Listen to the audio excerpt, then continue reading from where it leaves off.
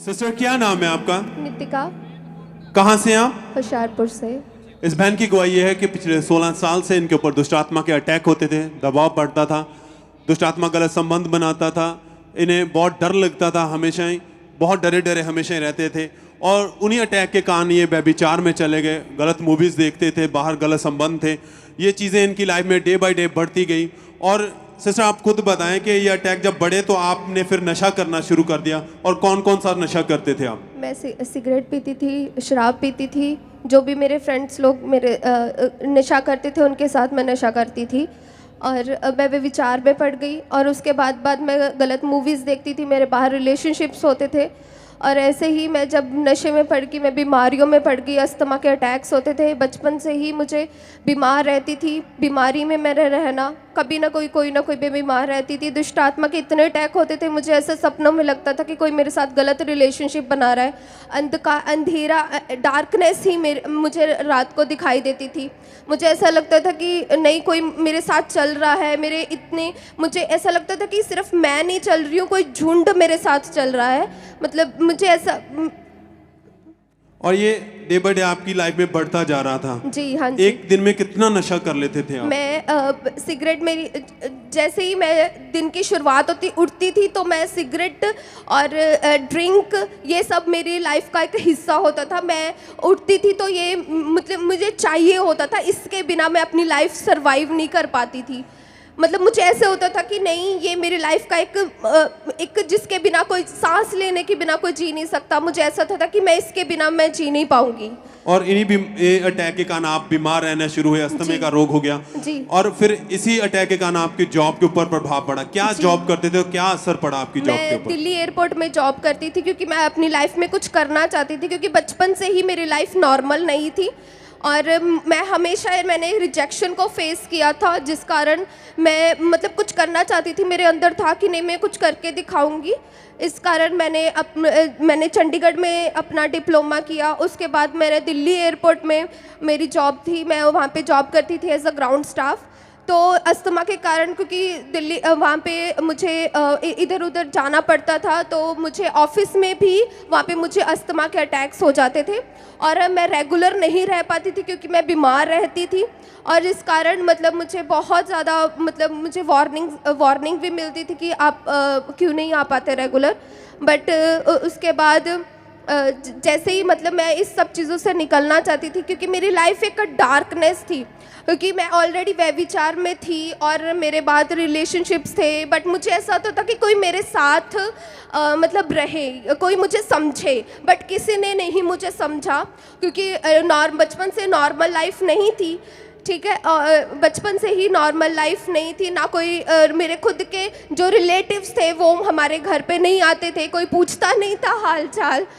और मेरे डैड जो फॉरेन में रहते थे बचपन से, और गाइडेंस नहीं मिली थी कि लाइफ में क्या करना है, कैसे रहना है, और व्यभिचार क्या होता है, कोई गाइडेंस नहीं थी। जैसे क्योंकि मेरे मॉम डैड इतना उन्होंने, क्योंकि ऑलरेडी हम इन चीज़ों में थे, क्योंकि हमारी लाइफ में किसी ने ब्लैक मैजिक कर दिया था, और मेरी पूरी फैमिली इस चीज़ों में थी। और दुष्ट आत्मा के अटैक्स होते थे। हमारी फैमिली में ऐसा होता था कि कोई फलवंत, कोई फ्रूटफुल चीज़ नहीं होती थी। पूरी लाइफ आपकी बिल्कुल आपकी डिस्टर्ब हो चुकी थी। पूरी लाइफ डिस्टर्ब थी, बचपन से नॉर्मल लाइफ नहीं थी। सबसे मैं घर से बड़ी थी, और मैं ही इन चीज़ों में थी। और मेरे 2 सिबलिंग्स हैं, मेरी बहन और मेरे भाई छोटे, और वो मुझे देख के ही ऐसा क्योंकि मेरे घर में मेरे कारण परेशानियाँ ही होती थी, क्योंकि मैं ऐसी ही होती थी, वे विचार में होना।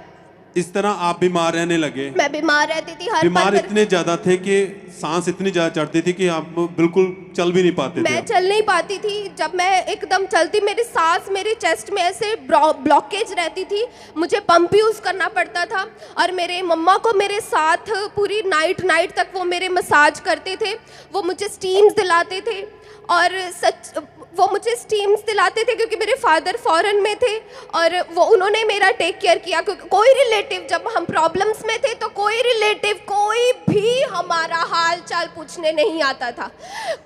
और इस तरह बहुत ज़्यादा बीमार है। कितने डॉक्टरों के पास गए आप? मैं मैक्सिमम बहुत डॉक्टर के पास गई, बट जो आज मुझे गिनती याद है 7-8 डॉक्टर्स के मैं पास गई हूँ। मेरे फैमिली मेम्बर्स ने मुझे अन्य जगह में भी लेके गए, मतलब वो इन चीज़ों पे बिलीव नहीं करते थे, बट मैं उनको कहती थी कि मतलब मुझे बचा लो नहीं तो मैं मर जाऊंगी, मुझे बचा लो नहीं तो मैं मर जाऊंगी, मैं जी नहीं पाऊंगी। क्योंकि मुझे ऐसा लगता था कि सिर्फ मैं नहीं हूँ, मेरे साथ आसपास कितनी रूहें मेरे साथ हैं।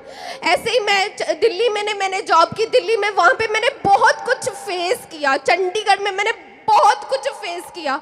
वह विचार में ऑलरेडी थी, मैं अपनी लाइफ को ऐसे बना चुकी थी कि जैसे एक मैंने अपनी लाइफ में फिर मैंने ऐसा अपना लाइफस्टाइल किया, मैंने शॉर्ट्स डालने स्टार्ट किए, जैसा वर्ल्ड में होता है मैंने वैसा ही अपने आप को बना लिया कि इट्स ओके, लाइफ ऐसे ही है, लाइफस्टाइल यही है, कम कूल रहेंगे, हम ऐसे रहेंगे, हम उससे ऐसे, मतलब कि जैसे ऐसे मेरी लाइफ थी।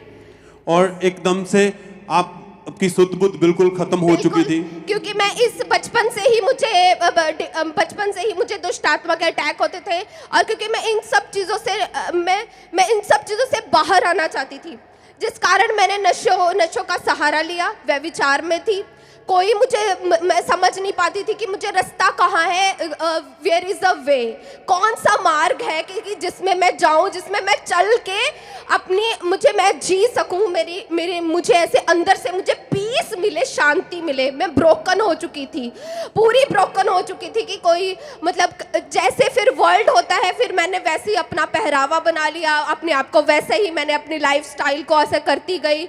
और क्योंकि दिल्ली एयरपोर्ट में मैं जॉब करती थी, वहाँ पे मैं अपने आप को वैसे ही करती गई, और जैसे जैसे मेरा टाइम जाता गया, मैं डिप्रेशन में चली गई, मुझे पैनिक अटैक्स होने लग गए। मतलब कि मेरा कोई हाल चाल भी वहाँ पे पूछता था तो मैं कहती थी कि मेरा हाल मत पूछो, क्योंकि जब वो मेरा हाल चाल पूछते थे ऑटोमेटिक मेरे आंखों से आंसू निकल जाते थे कि मैं इतनी बचपन से ब्रोक हूँ कि कोई आके ऐसे भी नहीं बोल पाता कि हाँ हम आपको समझते हैं, आई कैन अंडरस्टैंड यू।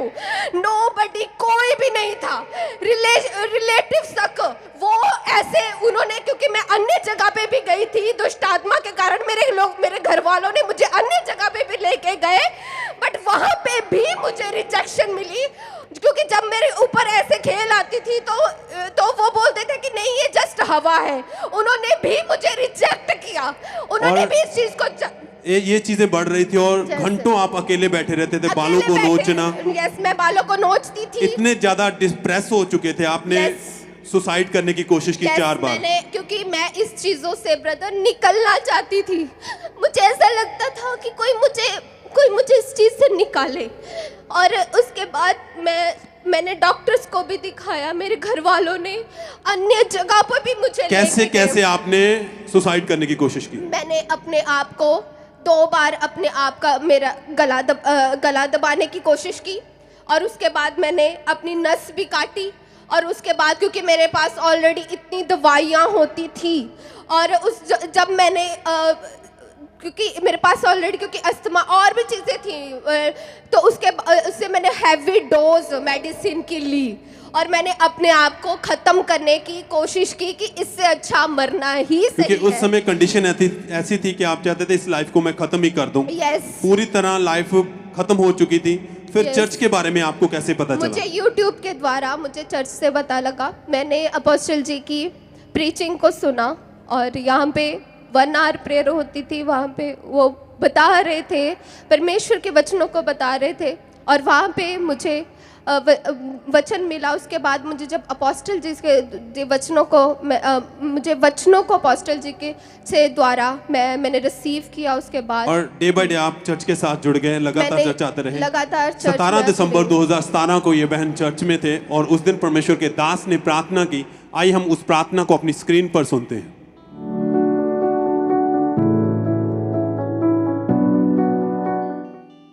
अपने हाथों को उठा, बोलो सर्वशक्तिमान परमेश्वर,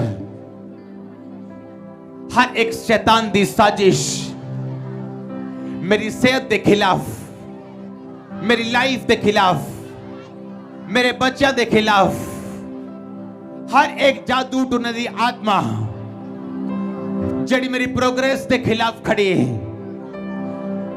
मैनू चमकन तो रोक दिए। बोलो अग दे परमेश्वर तेरी अग इस जगह दे उत्ते मेरे उत्ते उतरे और वो आत्मा व नाशोन। बोलो फायर, बोलो आग उतरे। और आप उस दिन चर्च में मौजूद थे हाँ जब जी। प्रार्थना हुई, क्या जी। हुआ प्रार्थना को रिसीव करते मुझे समय ऐसे लगा जैसे अपोस्टल जी ने फायर की, दुष्ट आत्मा को कमांड किया, जादू टोने को कमांड किया, मुझे मेरे अंदर से ऐसा लगा कोई जानवर निकल रहा है। सब तारीफ करें, परमेश्वर के नाम को महिमा दे सब जन, क्योंकि ये अद्भुत था। परमेश्वर जो विश्वास के साथ, ईमान के साथ उसकी हजूरी में आते हैं, खुदावंद उन्हें फ्री करते हैं। प्रार्थना को रिसीव किया, वर्ड को रिसीव करते समय आपको ऐसा लगा कि जैसे आपके अंदर से कोई बहुत बड़ा जानवर, कोई जानवर निकल रहा है मेरे अंदर से, और मुझे ऐसा लग रहा था कि कोई मेरे अंदर से मेरे को साफ कर रहा है, खींच के मेरे अंदर से कुछ निकाल रहा है, क्योंकि मैं उस व्यभिचार से मैं छूट नहीं पा रही थी। मुझे ऐसा लगता था कि कोई मुझे इस चीज से छुड़ा दे। बट जैसे ही मैं यहाँ पे अंकुर मिनिस्ट्रीज के द्वारा मैंने परमेश्वर को जाना, यीशु मसीह को जाना, मुझे अनंत जीवन मिला। मैं व्यभिचार से छूटी, नशों से मैं आजाद हुई। मेरे अंदर से एक जानवर निकला जो मुझे व्यभिचार करवाता था, जो मुझे नशे करवाता था। परमेश्वर, और उसी दिन वोमिटिंग आई, बॉडी एकदम से हल्की हो गई आपकी। बॉडी हल्की हो गई। मुझे ऐसे लगा कि परमेश्वर के ब्लड से मैं कवर हो गई हूँ, परमेश्वर के होली फायर से मैं कवर हो गई हूँ। और मुझे मेरी लाइफ को ऐसे मैं चलती गई और ऐसे और जब मैं दिल्ली भी होती थी फिर भी मैं YouTube के द्वारा मैंने सुनना, और जब यहाँ पे भी आती थी, अपने होम टाउन में भी आती थी, तब भी मैंने यहाँ पे आना। मैंने उसके बाद मैं सच बता रही हूँ, यीशु सब तारीफ करें, खड़े हो जाए अपने अपनी जगह पर परमेश्वर की महिमा के लिए। हाथों को उठाएं, होठों को खोलें, जय जयकार करते हुए परमेश्वर के नाम को महिमा दे सकते हैं। Thank you Jesus, thank you Jesus, क्योंकि वो अद्भुत है। आपकी जिंदगी कैसी भी क्यों ना हो, उसने वायदा किया है, मैं अपने ब्लड से धोके तुझे साफ करूंगा, बर्फ के माने सफेद। इनकी जीवन बिल्कुल खराब हो चुका था, पाप में था, पूरी तरह टूट चुके थे। पर जब खुदा की हजूरी में प्रार्थना को ग्रहण किया, परमेश्वर ने छुआ, जिंदगी को बदल के रख दिया खुदा ने। और आपने उस दिन के बाद परमेश्वर को अपना जीवन दे दिया। यस, मैंने अपना परमेश्वर को जीवन दे दिया, मैंने बैप्टिज्म ले लिया, और मुझे पता चला कि परमेश्वर क्या है, यीशु मसीह क्या है। और जब मैंने अपोस्टल जी के द्वारा वचनों को सुना, और जब मुझे उनकी कुर्बानी के बारे में पता चला, मुझे ऐसा लगा कि सच में कोई मेरे पापी के कारण कोई मर सकता है क्या? उस तारीफ करें, खाने से मुझे शिफा मिल सकती है क्या? सच में उसका लहू मुझे आजाद कर सकता है? सच में उसके लहू ने मुझे आजाद किया है, क्योंकि सच है ये वचन कहता है, उसने अपने आप को हमारे लिए दे दिया, उसने अपनी जान दे के हमारी जान की कीमत अदा की है। वो जिंदगी देने वाला खुदा है। और आपने उस दिन से आपकी लाइफ बिल्कुल बदल चुकी है। मेरी लाइफ टोटली चेंज हो चुकी है। मुझे वो मार्ग मिल गया, क्योंकि वचन में लिखा है, सत्य मार्ग जीवन प्रभु यीशु मसीह है, इसके बिना हम पिता तक नहीं पहुंच सकते। कितने साल हो चुके, अब बिल्कुल फ्री हो चुके? 4 साल से मैं फ्री हूँ।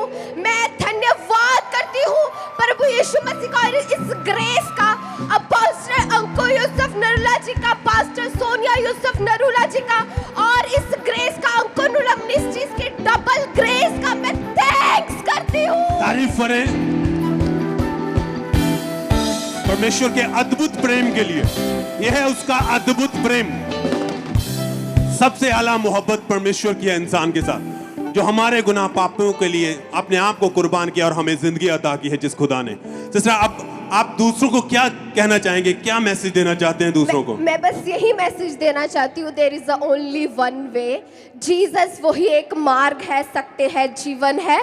और बिलीव करें कि यीशु के कोड़े खाने से हम चंगे हो चुके हैं, उसके लहू बहाने से हमारे पाप माफ हो चुके हैं। और अंकुर नरुला मिनिस्ट्री की ये जो रियल ग्रेस है, real man of God and woman of God है, इस ग्रेस पे बिलीव करें। मैंने अद्भुत छुटकारा पाया है, सच बता रही हूँ, अद्भुत छुटकारा। सब तारीफ करें जितने ऑनलाइन देख रहे हैं, ब्रांचेस में मौजूद हैं, इस लाइफ चेंजिंग गवाही के लिए, क्योंकि ये वो हजूरी है जहां से आपसे वापस नहीं जाएंगे। आज आपका दिन है, परमेश्वर आपकी जिंदगी में भी इसी रीति से छुएगा, आनंद के साथ बांटेगा, आपके परिवार घराने जीवन बदल के रख देगा। जीवन जिंदा जलाली खुदा प्रभु यीशु मसीह, वो एक ही है, यीशु मसीह। सब थैंक्स करें, तारीफ करें, हाथों को उठा के, होठों को खोलते हुए, नाचते झूमते हुए परमेश्वर के नाम को महिमा दे सकते हैं।